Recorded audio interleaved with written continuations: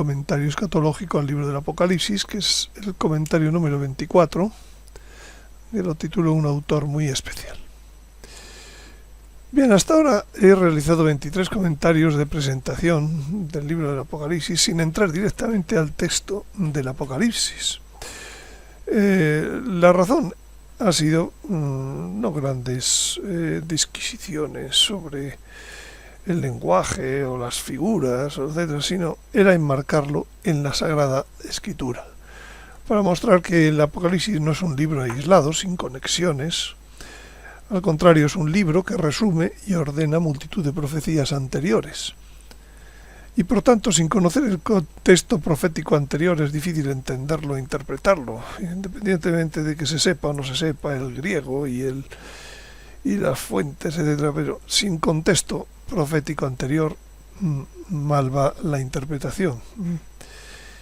El Apocalipsis es el broche de oro que cierra toda la Sagrada Escritura, haciendo de ella un todo homogéneo, y que abarca desde el comienzo hasta el fin de la historia del hombre. Bien, por eso han sido 23 comentarios. Realmente este también va a seguir siendo un poco introducción, pero bueno, lo que quiere... entonces, lo que importa es que en la Sagrada Escritura ya había un completo panorama de los últimos tiempos, antes de que se escribiera el Apocalipsis. Por lo cual, dice uno, parece difícil dar aún más detalles sobre el día de Yahvé y el día del Señor. Y sin embargo, Dios quiere prevenirnos más y hace que se escriba el libro del Apocalipsis, por aquello de que dice, antes de que suceda, para que cuando suceda creáis. Pues esa es la razón de la prevención. Parece como si lo que va a suceder en esos tiempos, en los tiempos finales, tiempos de los últimos tiempos, es tan increíble para la mentalidad de los hombres que van a vivirlos, que Dios quiere enriquecer aún más las profecías anteriores que había. Lógicamente esto solo es debido a que la mentalidad racionalista de esos momentos era tan cerrada que Dios quiere poner un empeño especial en avisar. Efectivamente, la obstinación de los hombres en los últimos tiempos, dice el Apocalipsis, que será imponente. Ocurrirá en esos días, ya que incluso después de castigos y fenómenos únicos, los hombres blasfemaron del Dios del cielo por sus dolores y por sus llagas, y no se arrepintieron de sus obras. 2/3 van a no pasar a la siguiente época. En nuestra época es realmente cuando han surgido, Dios también, además de escribir el Apocalipsis, pues ha hecho que surjan milagros para racionalistas. Primero es la Sábana Santa, de todos conocidos, que desveló pues el descubrimiento de la fotografía, que debajo estaba oculta pues la imagen de nuestro Señor. Segundo es la imagen de la Virgen de Guadalupe. La ampliación fotográfica de los ojos descubrió reflejados en la córnea los personajes que asistieron hace 500 años a aquel hecho. En los ojos de la Virgen de Guadalupe, aquí hay un esquema hecho por el doctor Aste Tosman sobre la base de sus estudios. Todos los ojos tenemos la córnea y tenemos en el centro la pupila. Pues casualmente él descubrió que había dos escenas diferentes, el señor Aste Tosman, una reflejada en la córnea, por supuesto con distinta perspectiva, como ocurre con los dos ojos para que se vea el relieve, pero era la misma escena, los mismos personajes, y otra en la pupila. Nos hace pensar la diferencia entre los verbos ver y mirar. Ver es lo que se refleja en nuestros ojos, en nuestra córnea.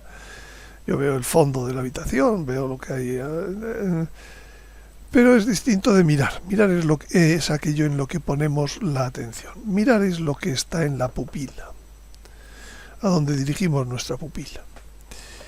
Entonces la Virgen se puede decir que ve la escena del despliegue de las rosas por Juan Diego ante el obispo Juan de Zumárraga. Todos son Juanes.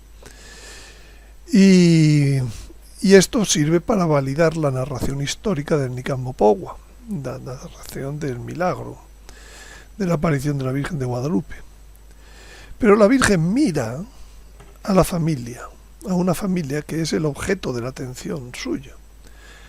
Y este mensaje solo lo podían y debían saber los hombres del siglo XX y del XXI, que son hombres racionalistas, para que entiendan, es como el Apocalipsis, como un último esfuerzo, para que vean que Dios sabe más, puede más.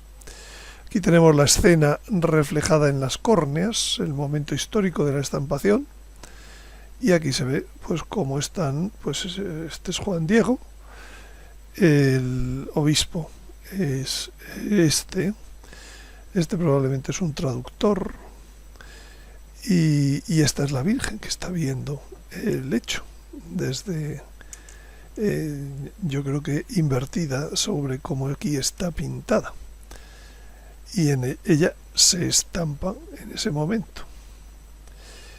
Hay un indio sentado, viendo la escena, en fin, son varios, creo que llegan a 17 personajes los que se pueden discernir. Y por otro lado está la escena de las pupilas, que es una familia, que desde luego no estaba allí, en que son los abuelos, los padres, padre y madre, y 3 hijos, que aparecen en las dos pupilas de modo con la perspectiva de como si estuvieran viéndose.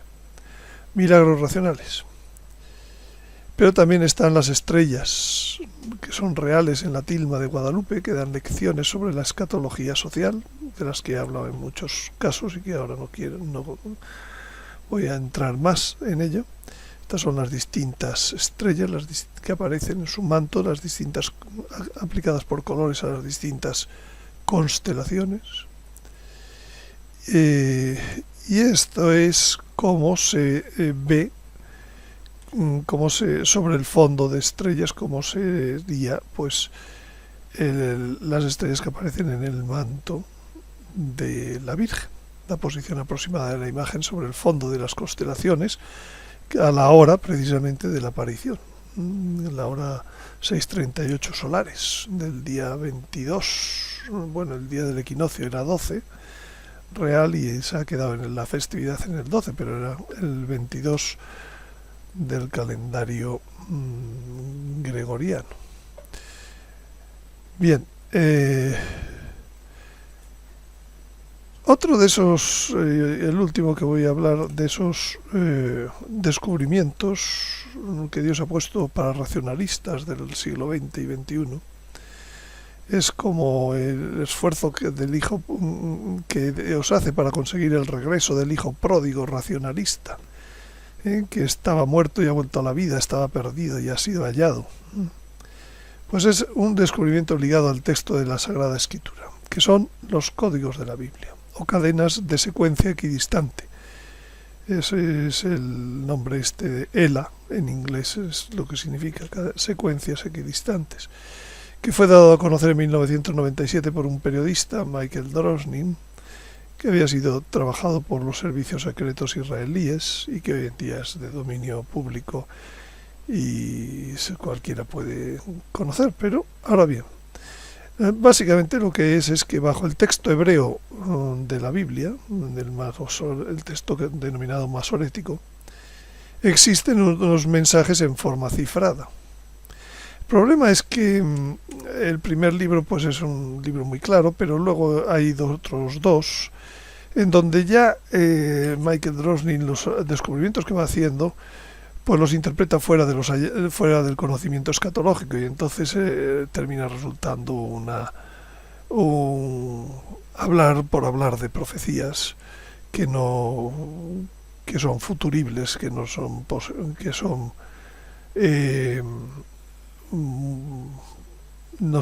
en absoluto soluciones únicas, y por tanto se convierte en un arma de doble filo.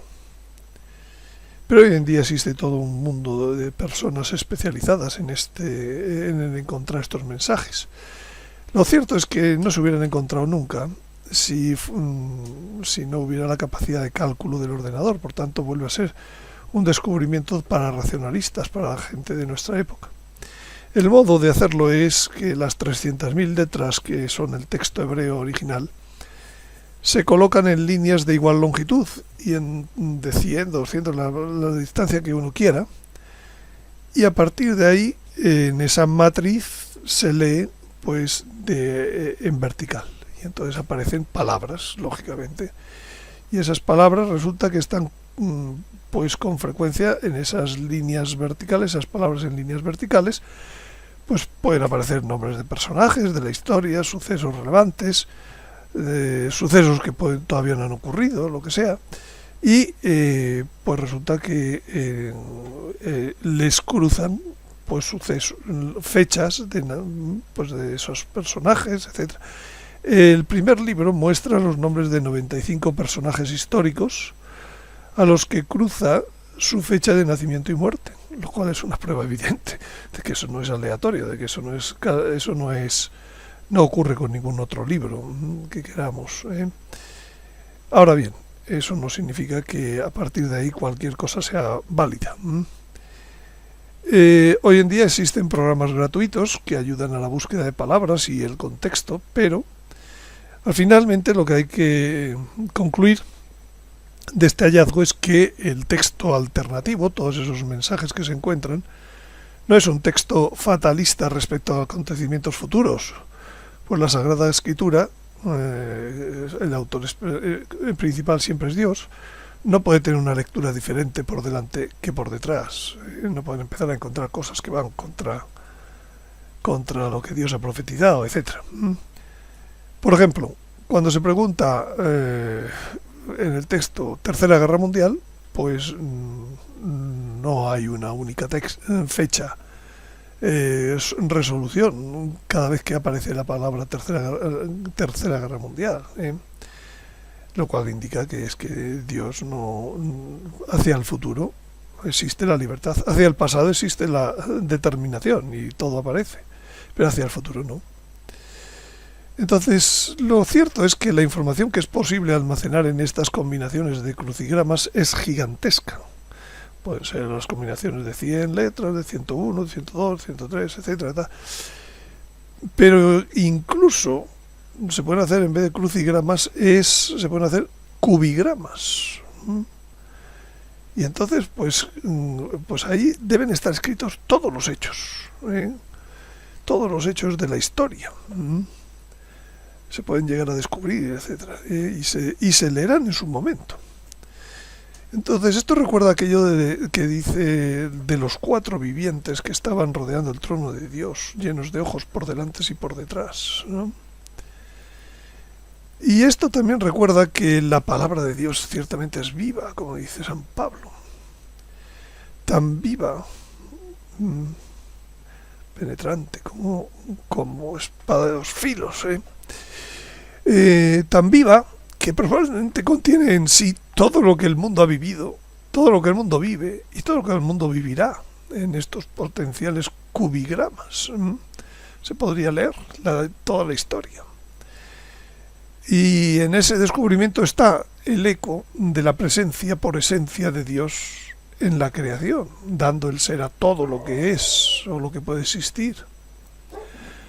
Y darnos cuenta de que nuestro conocimiento de la palabra de Dios, aunque es certero, también es limitado.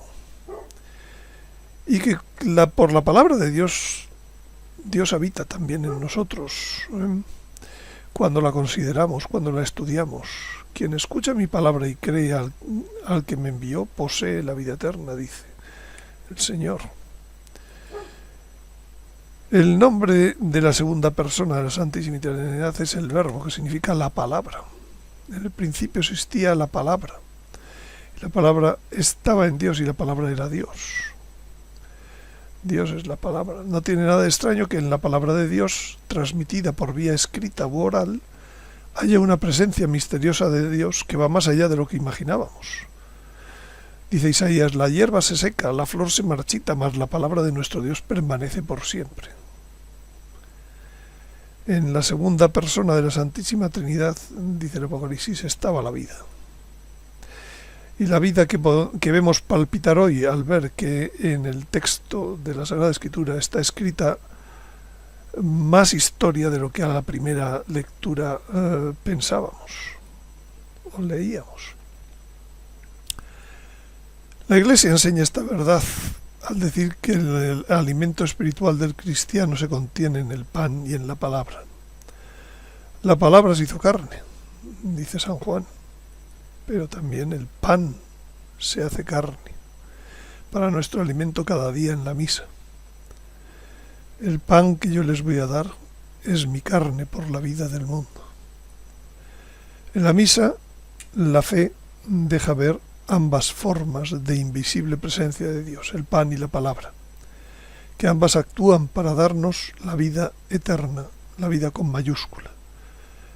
En la Eucaristía, Dios se hizo Eucaristía para transformarnos, para darnos la vida completa, eterna.